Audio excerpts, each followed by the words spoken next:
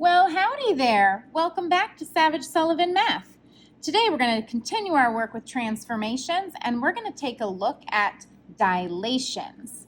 Where have we heard dilations before? Well, if you've ever gone to the eye doctor and got your pupils dilated, you've experienced pretty much what a dilation is. So it's when we take a shape and we either shrink it or enlarge it. So I have on my coordinate plane a really large rectangle, and I have the coordinates of this pre-image listed on each vertice. I also see that I have what's called a scale factor. A scale factor tells us the number that we are going to use to dilate our figure. Now, the variable we use for our scale factor is k.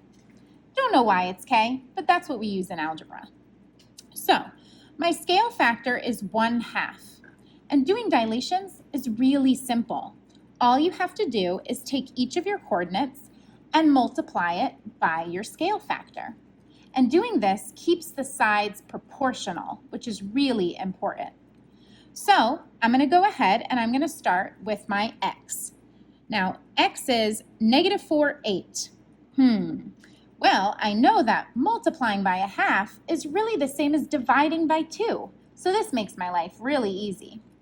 So -4 divided by 2 is -2, and 8 divided by 2 is 4. So that must mean my new coordinate is -2, 4. So we call that x prime. And again, -2, 4. Dividing each of them by 2 or multiplying by 1/2. Next, let's go to w. So -4, 6, multiply each of those by 1/2 or divide by 2. We end up with -2, and -6 divided by 2 is a -3. So our new coordinate is -2, -3, w prime. Next, let's go to z.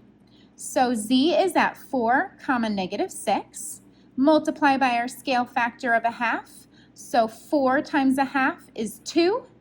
-6 times 1/2 is -3. So we are at 2, -3. And that is z prime. And finally, we go up to y. Y is 4/8. Multiply by our scale factor of 1/2. 4 times 1/2 is 2. 8 times 1/2 is 4. So we are at 2, 4. And that would be our point for y prime. We're going to go ahead and draw our new rectangle. And what do you notice? Is it smaller or larger than our pre-image? That's right, it's smaller. The reason it shrunk is because our scale factor is less than 1. Whenever you have a scale factor that's less than 1, your dilation will be a reduction, or the figure will shrink. Pretty neat. Nice work, Mrs. Savage. What happens if the scale factor happens to be greater than 1? So in this case, what if we have a scale factor of 3?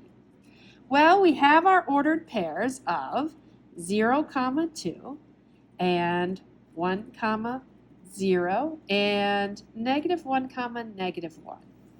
And if our scale factor is 3, that means we need to multiply each of these coordinates, x and y, by a 3.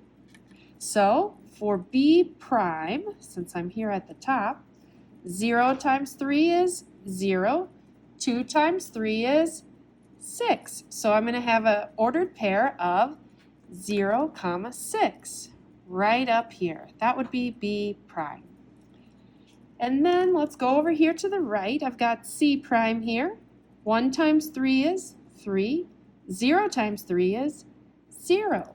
So c prime is going to be 3, 0. A prime, put it up here where it belongs. -1 times 3 is -3, and -1 times 3 again is again -3. So I've got the ordered pair right here, C prime. So here we go. Here is our new dilated shape right there.